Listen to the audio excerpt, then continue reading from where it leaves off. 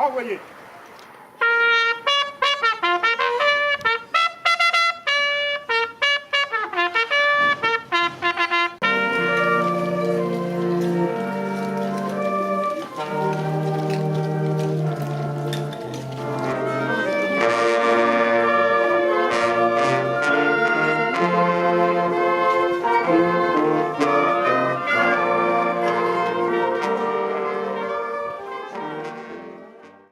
Mesdames, Messieurs les représentants des associations patriotiques,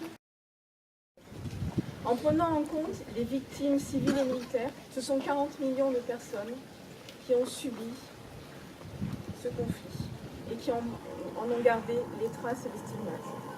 20 millions de morts, 21 millions de blessés, dont les fameuses gueules cassées qui reviennent au pays et qui porteront à vie les marques, les traumatismes de ces moments horribles.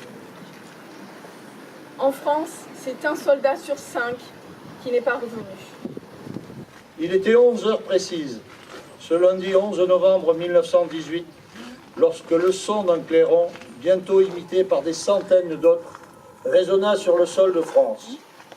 Depuis plus de 2 heures déjà, des poilus engagés en Alsace célébraient la victoire, tandis que dans les Ardennes, les soldats américains redoublaient encore d'ardeur au combat. Bientôt à l'arrière, les cloches de l'église de la Gaude et de milliers d'autres allaient sonner la fin d'une abominable guerre engagée 52 mois plus tôt. Incrédules et fourbus, les premiers groupes de poilus commençaient tout juste à émerger des tranchées, tandis qu'à Paris et dans les 36 000 communes de France, sans attendre, les façades se paraient de drapeaux et de fleurs.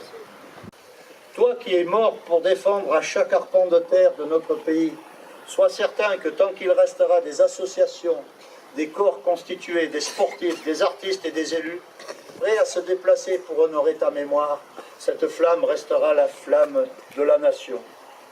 Toi qui es tombé pour que tes enfants vivent librement, sois rassuré. Tant que des primaires, des collégiens, des lycéens et des étudiants, à l'instar de ceux qui se sont rassemblés pour t'honorer un 11 novembre 1940, malgré l'interdiction de l'occupant, des scouts, des guides et des jeunes de tous horizons et de toute la nation, viendront raviver la flamme, elle restera la flamme de l'espérance.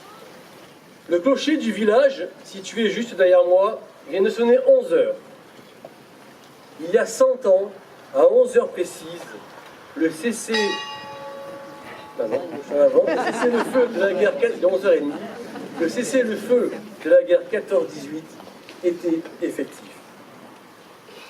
Quelques jours à peine après la Toussaint, pour commémorer cet anniversaire, nous sommes réunis devant ce monument aux morts qui honore tant de Gaudois arrachés à leur village, arrachés à notre village pour défendre la nation. Morts, mutilés, invalides, plus de 18 millions de personnes, militaires comme civiles, ont été victimes de celle que l'on appelle la Grande Guerre. À l'occasion de cet anniversaire hautement symbolique, je voudrais avoir une pensée pour ceux qui sont trop souvent oubliés. Ceux qui, loin du front, loin des uniformes et loin des armes, ont également œuvré pour la victoire et en ont aussi payé le prix. La mobilisation du pays a été totale. Et parce qu'une guerre se gagne aussi à l'arrière, je voudrais penser aux soldats de l'ombre. Je parle des femmes, des vieillards et des enfants qui ont remplacé les hommes dans les usines et les champs. Je parle des 430 000 femmes qui ont armé le pays. Je parle des 100 000 infirmières en arrière du front qui ont soigné nos blessés. Je parle de tous ces anonymes. Nous sommes aussi ici pour prendre le serment indéfectible que les combattants de la Grande Guerre ne sont pas morts pour rien. Mes amis, gardons à l'esprit que l'histoire nous a maintes fois démontré qu'il est plus aisé de déclarer une guerre que de la remporter. Gardons à l'esprit que les peuples qui oublient leur histoire se condamnent généralement à la revivre. Vive la paix, vive la République, vive la France, vive la Gaule.